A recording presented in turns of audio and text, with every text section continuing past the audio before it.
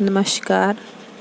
राजकीय स्नातकोत्तर महाविद्यालय 12 की ई क्लासेस में आपका स्वागत है। आज हम कवि केशवदास द्वारा रचित रामचंद्रिका के बालकांड का अध्ययन करेंगे। रामचंद्रिका 1601 ईस्वी में हिंदी साहित्य के रीतिकाल के आरंभ के सुप्रसिद्ध कवि केशवदास द्वारा रचित महाकाव्य है।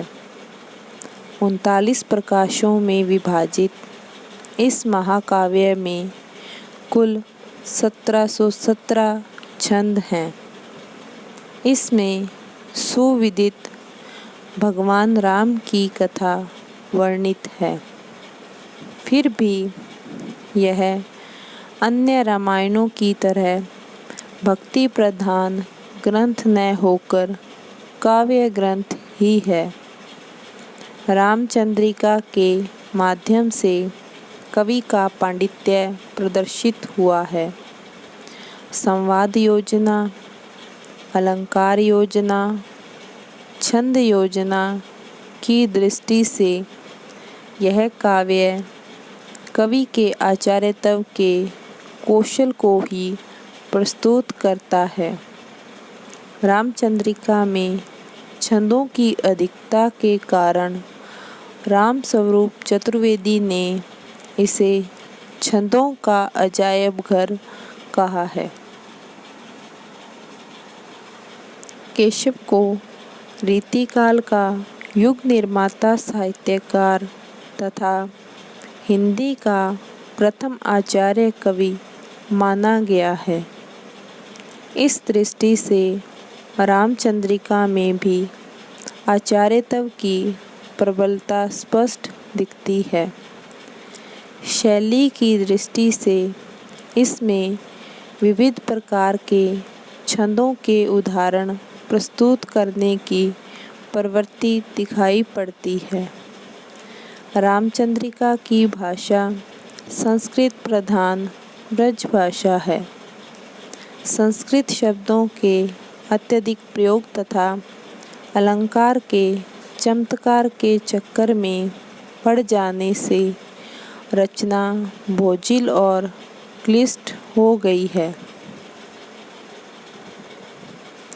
रामचंद्रिका में कवि की सहृदयता से कहीं अधिक पांडित्य का प्रदर्शन प्रबल है। आचार्य विश्वनाथ प्रसाद मिश्र के शब्दों में निस्संदेह यह रचना केशव के महान पांडित्य एवं आचार्यत्व को पूर्ण रूप से अभिव्यक्त करती है। सरस्वती वंदना। बानी जगरानी की उदारता बखानी जाए, ऐसी मति उदित उदार कौन की भई।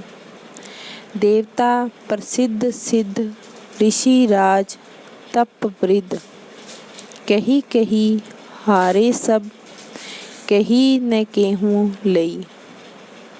भावी भूत वर्तमान जगत बखानत है, केशवदास क्यों हूँ न बखानी काहू पै गई। वर्णे पति चारि मुख, पूत वर्णे 5 मुख, नाती वर्णे 6 मुख, तदपि नई नई। इसमें कवि केशवदास जी ने सरस्वती की वंदना करते हुए इनकी महिमा का वर्णन किया है।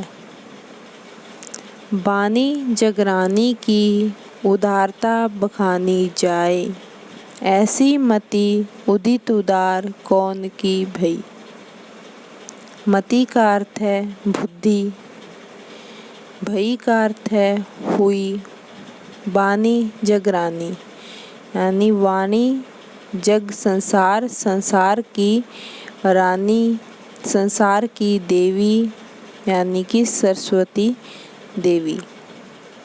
तो इन पंक्तियों में कवि वर्णन करते हुए कहते हैं कि किसी की भी बुद्धि इतनी उदार और विशिष्ट नहीं है जो संसार की देवी सरस्वती की उदारता का वर्णन कर सके। देवता प्रसिद्ध सिद्ध ऋषिराज तपवृद्ध, कही कही हारे सब कही न केहूँ लई। साधारण व्यक्ति की तो बात ही क्या, देवता अत्यंत ख्याति प्राप्त सिद्ध बड़े बड़े महर्षि एवं तपस्वी भी इनका गुणगान करते हुए थक गए, परंतु किसी ने भी इनकी महिमा का पूर्ण वर्णन नहीं किया। कहीं कहीं हारे सब, सरस्वती की महिमा का गान करते करते सब थक गए, लेकिन किसी से भी इनकी महिमा का पूर्ण बखान नहीं हो सका। भावी भूत वर्तमान जगत बखानत है, केशवदास क्यों हूँ न बखानी काहू पे गई। अतीत काल में भी लोग सरस्वती की प्रशंसा गाते थे। भावी का अर्थ है भविष्य, भूत का अर्थ है जो बीत चुका है अतीत से। तो इसमें कवि ने कहा है कि अतीत काल में भी संसार के लोग सरस्वती की प्रशंसा गाते थे, वर्तमान काल में भी गा रहे हैं और भविष्य में भी सरस्वती की महिमा का गुणगान चलता रहेगा। लेकिन अभी तक किसी के द्वारा सरस्वती की महिमा का पूर्ण रूप से वर्णन नहीं किया जा सका है। वर्णे पति चारि मुख, पूत वर्णे पांच मुख, नाती वर्णे षट मुख, तदपि नई नई। कवि केशवदास जी कहते हैं कि सरस्वती देवी की महिमा अवर्णनीय है, उनकी महिमा का वर्णन नहीं किया जा सकता। इनके पति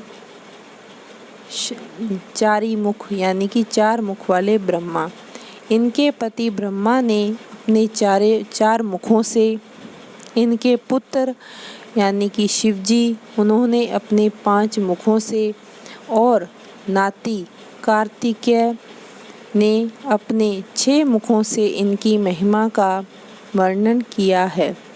फिर भी इनकी महिमा नित्य नई नई बनी रहती है। इस प्रकार जिसकी महिमा का कोई भी गुणगान नहीं कर सका, ऐसी वाणी की देवी सरस्वती सभी के लिए वंदनीय है।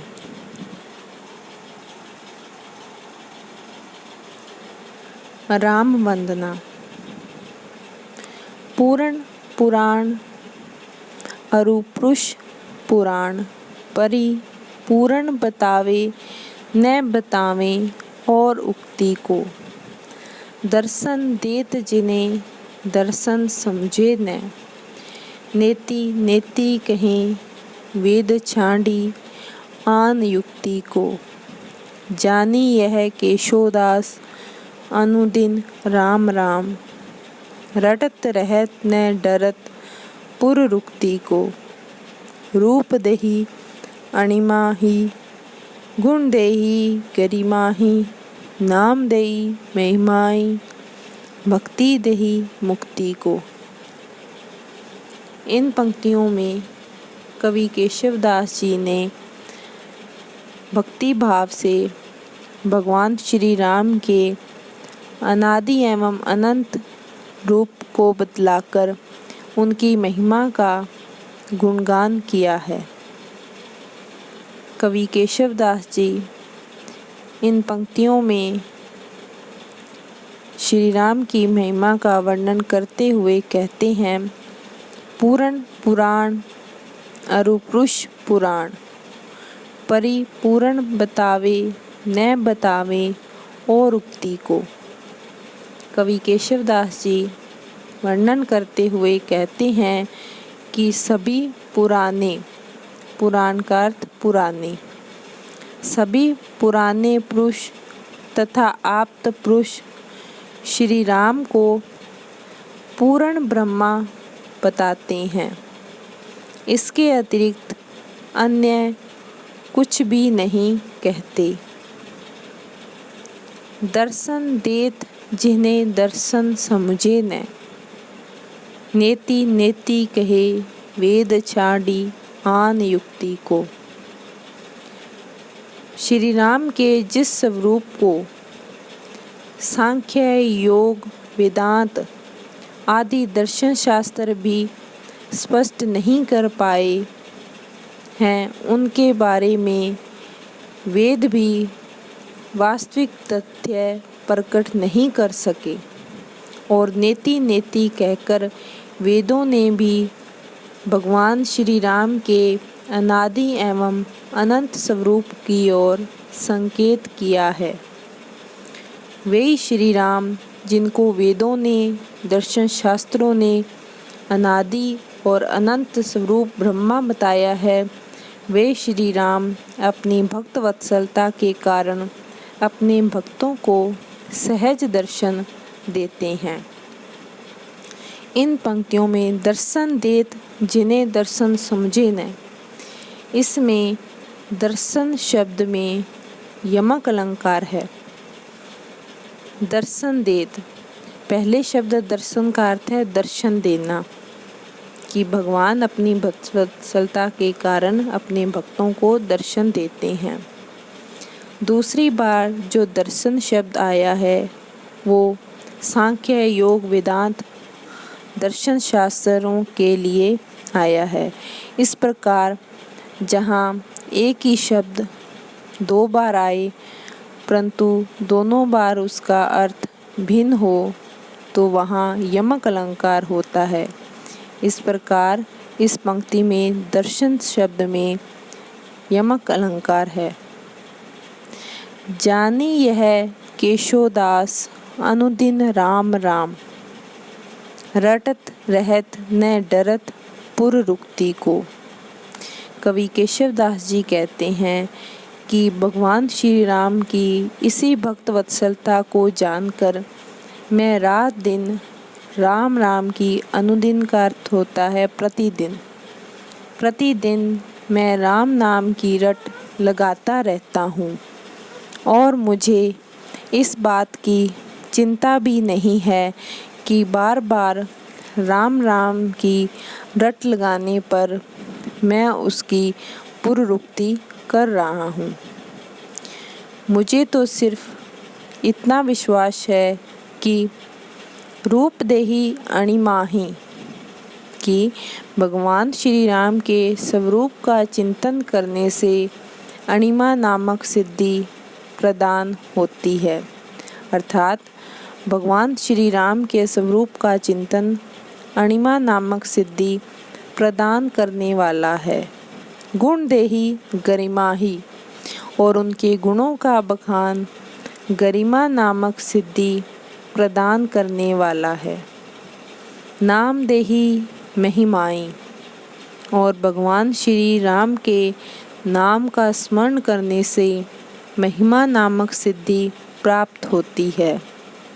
भक्ति देही मुक्ति को, और उनकी भक्ति करने से इन सभी सांसारिक बंधनों से मुक्ति मिलती है।